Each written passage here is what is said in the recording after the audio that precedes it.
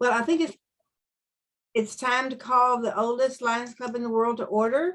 If you will stand, if you're able, and we're going to do the Pledge of Allegiance and pledge to the Texas flag. And I didn't ask anybody to lead, so I guess I will lead this time. I pledge allegiance to the flag of the United States of America and to the republic for which it stands, one nation under God, indivisible, with liberty and justice for all. And then the pledge to the Texas flag. Honor the Texas flag. I pledge allegiance to thee, Texas, one state under God, one and indivisible. Yeehaw! Yeah. Okay, thank you. Well, it's My time for, leader, would you give me just a second, please? Our guest has made a request that we not record the presentation today, and we have told him that we would honor that request. So Yes, we're way ahead of you. You weren't here in the beginning. I've told him I will just record the beginning of the meeting, and when he starts, I'll stop the recording, okay, John. I beg your pardon. No, You're it's way fine, ahead. but thank you for As the reminder. usual, you're way ahead of. that's right, Thank you. okay.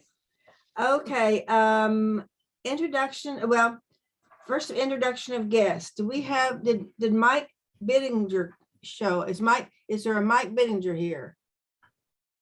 Okay, he was supposed to be a guest of Patty's, and Patty's unable to attend today. So perhaps he'll show up later.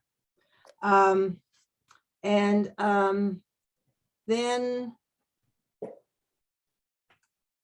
our guest of honor is here. That's always wonderful when the speaker shows up. John, do you want to introduce him now or wait until you introduce him as a speaker? I will introduce at the time the speaker begins. Thank you. Okay, great. All right. Glenda, Well, we have I think Ann had her hand up. Oh, sorry.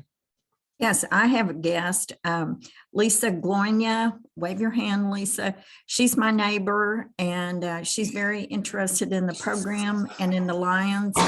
She came to our casino night and had a great time. So welcome, Lisa. Nice to have you, Lisa. Any other guests? Okay, well, we have a lot of announcements today, and I'm going to start off with Sam. Did you want to talk with us briefly about, give us an update on the vision screening?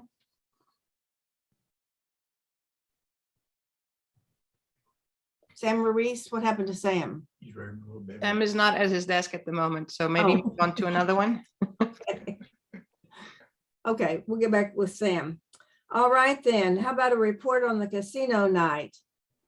Ann, would you, Patty's not gonna be able to be here today. Would you give us an updated report on casino night? Sure. Well, first off, it was a great time, and thank you to everyone who came and participated, and thank you to everyone who worked so hard to make it a success. It was a real group effort. We figured out we had about 125 people there, and we've got some preliminary financials.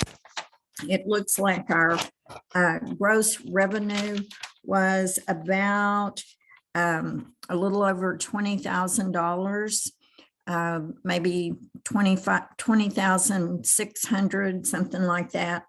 And our expenses are going to be just under 9,000. So it looks like we're going to probably net a little over $1,100, maybe $1,500 or $11,500. So anyway, it was a real success financially. The silent auction brought in over $2,000 on the silent auction. So it was a really good event. And thank you all to coming in. And from that net profit, we will be distributing 10% to the South Austin Lions Club, who partnered with us and helped put on the event. But we're going to wait till we get the official numbers from Jim Roberson before we cut any checks. Okay, and I want to tell you on the newsletter, I mean, the the district newsletter. There's some pictures of us at the casino night. There's a really good picture of Beverly out there on the dance floor dancing. So y'all want to check into this. And if y'all haven't looked at this district newsletter, it's full of interesting information, and people Ann spends a lot of time on this. So please check it out. Okay, Sam, you're back. Do you want to do a brief report on the vision screening before we move on? Yes, a lot of things are going on, and thank you for the time. One of the things that I have decided to do is, because we are getting to become very active in vision screening, I'd like to make sure that in the next board meeting, we can talk about how we can take this onto a program. I have contacted vision screening people in Atlanta and Georgia and Alabama and Portland, Oregon, and they all have a vision screening. They have a van that's a medical van that goes everywhere, just like VSP did this weekend with the Afghan refugees. And so they're talking to us and explaining to me a lot of things about what it would take to participate. And so I believe that what I'm here to talk to you guys is let's talk about it to see if we want to take it on as a major project, or we just keep the ones that we have. We have an opportunity to move forward with a lot of help. I just got a huge long email from the Junior League, and I haven't quite read it as to how they want to participate with us, but I just got it about 5 minutes ago. And then last of all, with one of the refugees that we're working with right now, we've taken him on. Dr. Jack Pierce is going to give him a bicycle. I'm taking him to get eyeglasses at one of our places, voucher, and channel KTBC might be interested in covering him. He is an Afghan person who worked with special forces for 5 years. His life was threatened the whole time, and he's a good English guy, speaks good English. Is very much involved in the community here, is trying to get himself worked in the community. And he's got a degree from Afghanistan, and we're going to try to help him get a job. But the fact that I'm honored as a Navy veteran to support him because of the fact that he worked with special forces is something that I think it's worthwhile going after. And so I just want you to know that I appreciate the Lions Club participating with us in everything that we do, and we're trying to get the name out. But let's get this vision screening and make it an issue, and hope that all together we can come together and take it on as a project. We've got a lot of people willing to help us and then help us in every way we can. And so I'm hoping that we can do this at a meeting with the board. We need to all be together. Thanks. Thank you for that report. And, you know, we'll talk about that more in depth going forward. I know. If you want to bring him in-house, I'll sponsor the membership in the club. Oh, we'll see. Maybe we can make him a speaker. Thank you, Chuck. Remember. I see we have one more guest. I'd like to introduce my neighbor, Gay Charnoff, and y'all might recognize her as the she was the lady that was doing the twisting, the rope twirling for us. Would you raise your hand and Gay, and say hi? Hello, everybody. It was nice to meet you there. You're a wonderful group, and I appreciate you letting me join you today. Thank you. I think she was just wonderful out there in that cold, having her pictures taken with the group. We really did appreciate it. Thank you so very much. And I'm glad that you're able to be here today to listen to our speaker.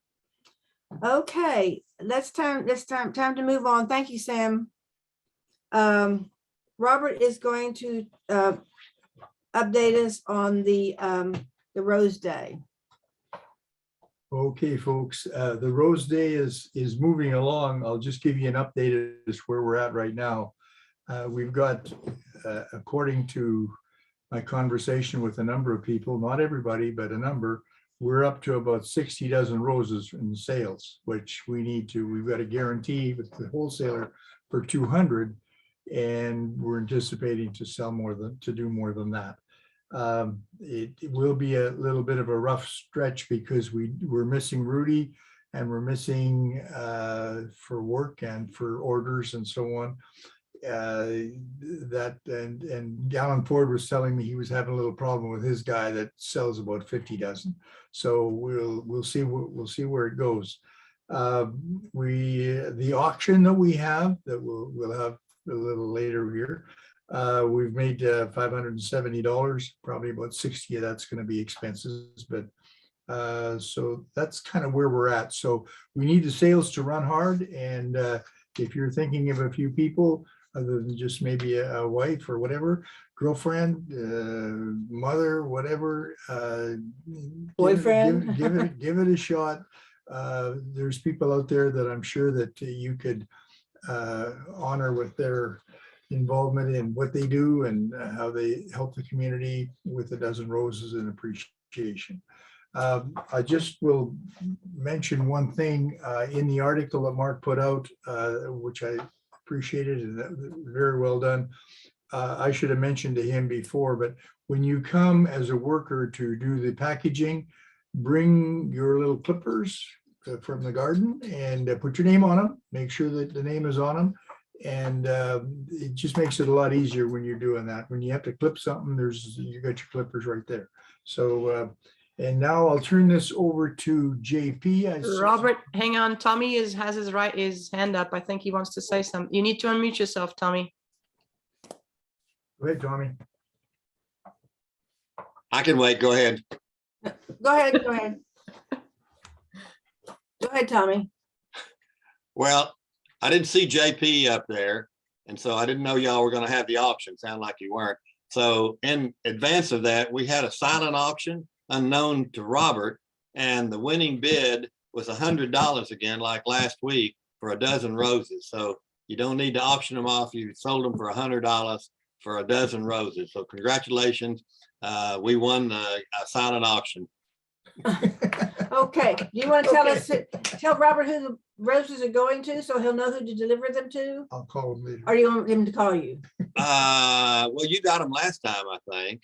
Yes, and they're still lovely. Thank you so very, very much. How about Lenore? Has she had roses in a while? No? I think it ought to go to Lenore. She did I such a think good so job. too, yeah. Hey, all right. Good for Lenore. All right, there you go. Okay, thank you. JP, you're off the hook. Marvelous. Fantastic, thank you. That's really nice. Hey, project. Glenda, Yes. hey, Glenda, this Yes. is Sam. Tommy sure looks good without a beard. I like Tommy without a beard. Looks great. You're the only one. You're the only one that noticed. Oh, no, we noticed. All right, well, things are going well then. And next week, we would normally have a Rose Day auction, but our calendar is absolutely full next week. So this was our last raffle. And so we ended up with a bang with $100. So, Good deal. so as Robert says, get out there and sell, sell, sell. Okay, and they've just showed on the screen, they just showed the order form. Just go to austindowntownlines.org and you can click on it if you want to order online, or you can mail in your but if you're gonna mail in your order, you need to hurry up and do it, because we have to have that order by next Wednesday, the 16th. So there's a time frame there. Okay, next. Oh, before I forget, I don't know how many people are planning to go to Montreal for the international convention. I'm gonna go, but the registration is $175. At this time, on March 31st, it goes up to $250. So if you're planning on going, I would recommend going ahead and making a reservation now and save yourself quite a bit of money. All right. I think the next thing on our agenda is we have a member profile. Cameron Lubinsky. Cameron, is Cameron here? I am here. Oh, okay. See, oh. Okay, are we gonna get to see your face too? Oh, you want to see my face? Well, I'm out on a construction site. You want to see it? Yeah, we want to see it. We don't care.